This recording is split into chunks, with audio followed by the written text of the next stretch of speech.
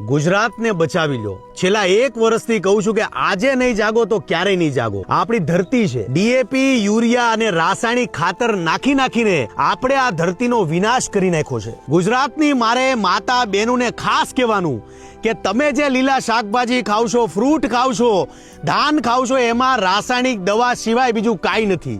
અત્યારે હાલત આપણી એ છે કે ગુજરાતમાં કેન્સરના રોગો ઘરે ઘરે પ્રસરી રહ્યા છે। અને યાદ રાખજો, જે લોકો અતિશય દવા છાંટી રહ્યા છે એ પાપના ભાગીદાર બની રહ્યા છે।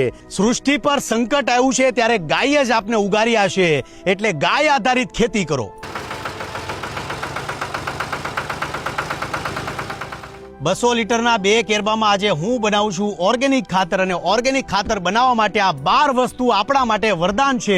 ગૌમૂત્ર છે, છાણ છે, લીમડો, આંકડા અને સીતાફળના પાન, હળદર, હિંગ, ચણાનો લોટ, બકરીની લીંડી, ગોળ, છાશ છે અને વડલાની નીચેની માટી છે।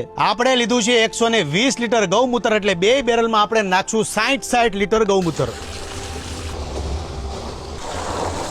લીમડાના પાન, આંકડાના પાન અને સીતાફળના પાનને આપણે તોડી અને વ્યવસ્થિત આપણે એને કૂટવાના છે। તમે સિલબટ્ટાની ઉપર પણ કૂટી શકો છો અને તમે મિક્સરનો ઉપયોગ પણ કરી શકો છો। 3 પાનની પેસ્ટ બનાવી છે। હવે આમાં જોવાની વાત એ છે કે બકરી કાકરાને છોડીને બધી જ વસ્તુ ખાય છે, પણ સીતાફળના પાંદડા ખાતા નથી। એટલે આ ઔષધિની અંદર સીતાફળના પાન જે છે એ રામબાણ ઇલાજ છે।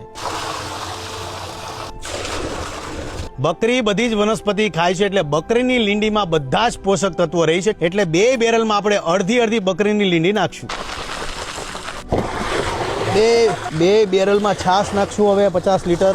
વડલાની ધૂળમાં પોઝિટિવ બેક્ટેરિયા રહ્યા હોય છે, જે જમીન માટે સારા હોય છે, એટલે વડલાની ધૂળ મસ્ત છે। 40 કિલો ગોળ નાખશું આપણે। 5 કિલો ચણાનો લોટ નાખશું આપણે। 2 કિલો હળદર, 500 ગ્રામ હિંગ। ગાય માતાએ આપણને શું નથી આપ્યું? મેં ગૌમૂત્ર તો નાખી દીધું છે। હવે 90 કિલો છાણને આપણે 2 બેરલમાં નાખશું। હવે મેં મારા ખેતરમાં 600 ઝાડ પ્રમાણે અંદાજો બાંધ્યો છે, તમે તમારા ખેતરમાં તમારા પ્રમાણે અંદાજો બાંધજો।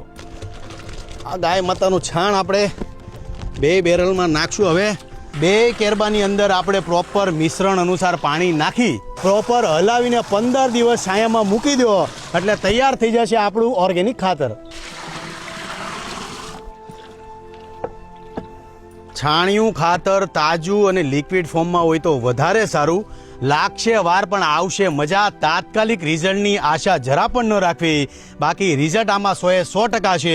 2 હાથ જોડીને વિનંતી કરું છું કે ડીએપી છે, યુરિયા છે કે રાસાયણિક ખાતર નાખીને પાપના ભાગીદાર બનોમાં ઈશ્વરનો ડર રાખીને પ્રાકૃતિક ખેતી તરફ વળો। જય માતાજી, જય શ્રી કૃષ્ણ।